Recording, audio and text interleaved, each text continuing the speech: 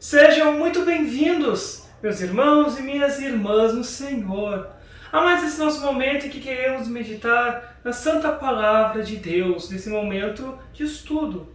Que Deus Pai, Filho e Espírito Santo esteja com todos nós nesse momento em que queremos meditar na Sua Santa Palavra. Amém.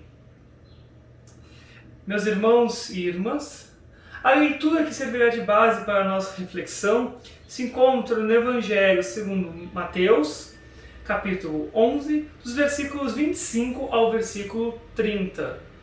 Mateus 11, 25 a 30. E assim está escrito. Naquela ocasião, Jesus disse: Ó Pai, Senhor do céu e da terra, eu te agradeço porque tens mostrado às pessoas, sem instrução, aquilo que escondeste dos sábios e dos instruídos. Sim, ó Pai, tu tivestes prazer em fazer isso. O meu Pai me deu todas as coisas. Ninguém sabe quem é o Filho a não ser o Pai, e ninguém sabe quem é o Pai a não ser o Filho. E também aqueles a quem o Filho quiser mostrar quem é o Pai. Venham a mim, todos vocês que estão cansados de carregar as suas pesadas cargas, e eu lhes darei descanso.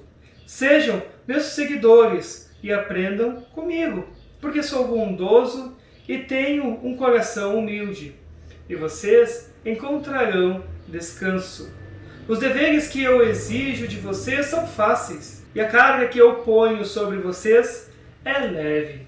Até que então a leitura para nós nesse momento. Também gostaria nesse momento então convidar a cantarmos um hino chamado Deus vos guarde pelo seu poder.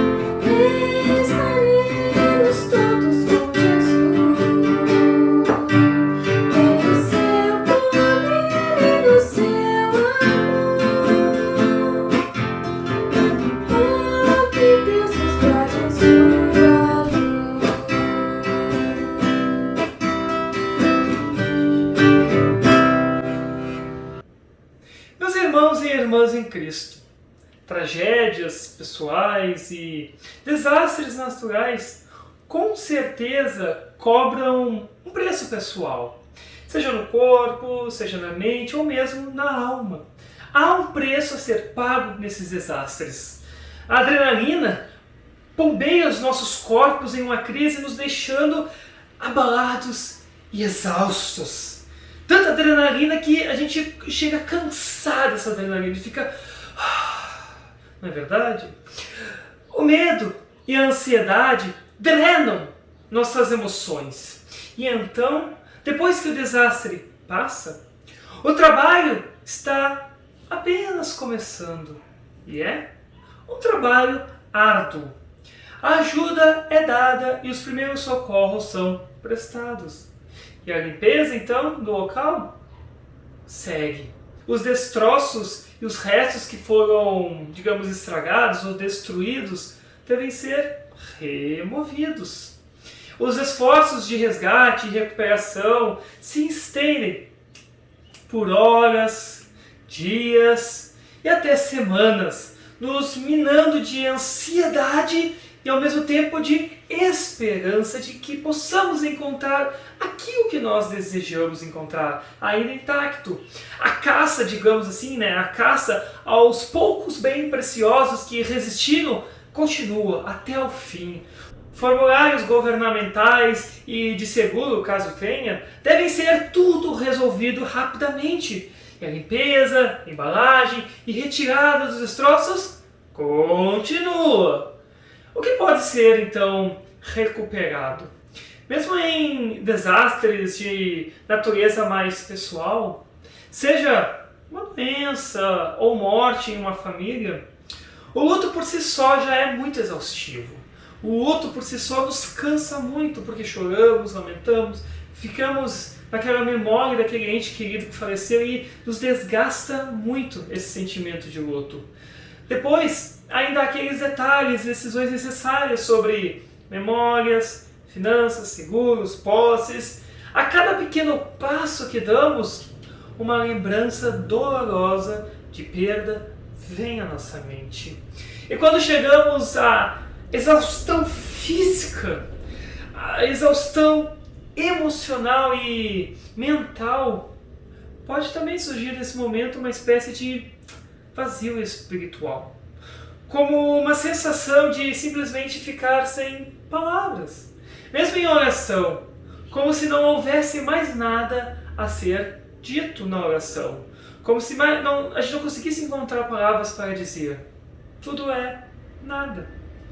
No entanto, meus amados irmãos e irmãs, meus queridos, ainda existe algo a ser dito. No centro de toda a nossa exaustão vazia está Jesus Cristo, com as palavras certas para dar a nós. Ele vem a nós com seu convite e sua promessa que nós tanto desejamos ouvir. Venham a mim, vocês que estão cansados e sobrecarregados com seus pesos, que eu vos aliviarei. Irmãos, Jesus é por natureza gentil e humilde. Ele não é exigente como muitos pensam que é, ou como algumas denominações religiosas pensam que é. Não, Jesus não é exigente. Ele dá de si mesmo. Ele não coloca nenhum fardo de trabalho ou culpa por alguma coisa que nós tenhamos feito. Com Jesus, não existe isso de faça isso, faça aquilo, só então eu te abençoarei. Não, meus queridos irmãos, com Jesus a conversa não é essa. E se vocês estão pensando, talvez, no jugo da fé, isso que nos liga a Jesus, é fácil também. É fácil. Sabem por quê? Porque não é uma obra nossa. É um presente para nós, um presente criado pelo Espírito Santo para nós. Isso me lembra um professor meu do seminário, que em certa ocasião, numa aula, ele até fez uma ilustração para nós entendermos como é essa questão da fé, essa questão da fé que nos liga a Cristo. Ele até brincou nessa ilustração dizendo que nós somos como um carro que já está sem gasolina. Está totalmente sem gasolina, não consegue mais andar por suas próprias forças. E então a gente vai, num posto de gasolina, está lá o frentista para nos atender. O frentista é o Espírito Santo. E ele então nos vê cansados, ele nos vê exaustos, ele nos vê para baixo. E sabe o que o Espírito Santo faz? Pega a bomba de gasolina, que é a fé, e nos conecta à fé. Então, através dessa bomba, a fé é colocada dentro de nós, com seus dons, com suas bênçãos, com tudo mais que vem com a fé. Tudo isso é colocado a nós pelo Espírito Santo. O nosso fardo de uma vida fiel e santa é leve, meus irmãos. Isso porque Jesus o carrega por nós e em nós. Jesus Cristo, meus amados, tira dos seus e dos meus ombros o fardo pesado do pecado e da culpa. Ele tira de vocês as perguntas e dúvidas exaustivas. Será que eu poderia ter feito algo mais? E se eu tivesse chegado a tempo? Por que Deus, o Senhor, não fez nada? Por que Deus, o Senhor, não fez algo? Amados irmãos, Deus fez sim algo. Ele pegou o peso, aquele peso que nos deixa exaustos, de nossas culpas, de nossa vergonha, e colocou esse peso sobre o ombro de seu Filho Jesus Cristo. Ele então carregou o terrível peso de nossos pecados e dos pecados do mundo inteiro quando foi pregado na cruz. Ele morreu em nosso lugar e ressuscitou para nos libertar das garras do pecado, do inferno e de Satanás. O fardo, o pesado fardo de nossos pecados foi deixado para trás na cruz e em seu túmulo vazio. Portanto, nosso Senhor crucificado e ressuscitado nos alimenta com a sua palavra e seus sacramentos. Seu perdão nos restaura. O Santo nos inunda com uma nova vida e com força. Vivemos, meus irmãos, mesmo que cercados por tempestades e perdas, na esperança de que o descanso finalmente chegue a todos nós. Deus descansou de sua obra de criação e abençoou o sábado. Em um sábado, o nosso Senhor uma vez dormiu na morte no túmulo, assim concluindo então a sua obra de nos salvar.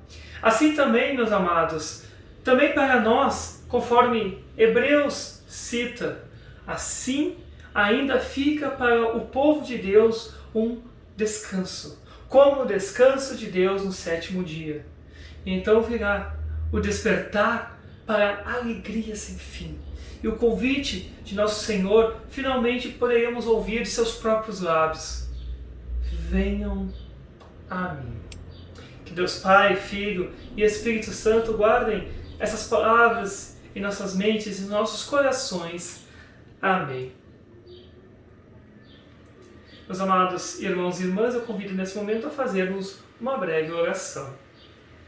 Senhor e Salvador Jesus, quando estivermos exaustos com os acontecimentos da vida, nos conforte e nos encha de forças para continuar com a obra que ainda está por fazer.